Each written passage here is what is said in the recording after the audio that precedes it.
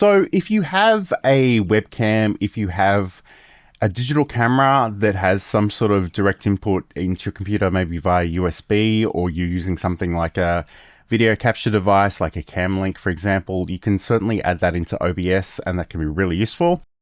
So if I go over to my sources, if I click on the add button, I can go to video capture device.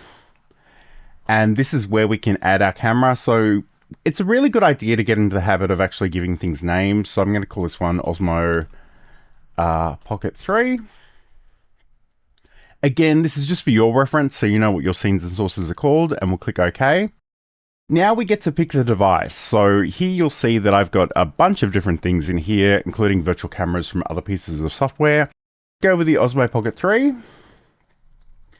And I click on that one, and immediately you can see what that camera is picking up. And again, it is in a slightly weird position. I probably wouldn't leave it where it currently is, but this was convenient. So I guess the first thing to note, if I move this to the side a little bit, is this is not filling my frame, and I kind of know that it should. So let's go through some of these options together. Down here it says resolution, frames per second type, and it says device default. And if you bring in your camera and it looks great, then by all means leave that. But in this case, I know I'm not getting the right resolution, so I'm going to go down to custom. And that actually made it disappear entirely. But if I go to the resolution now, I can select something from these drop-down lists. In this case, I'm just going to roll with 1920 by 1080. That should be sufficient for my purposes.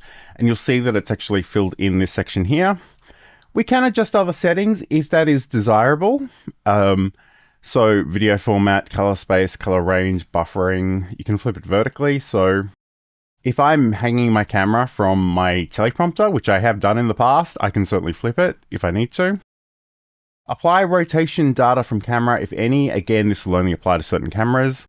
And use hardware decoding when available. So that's really all you probably need to do to actually get your camera up and running.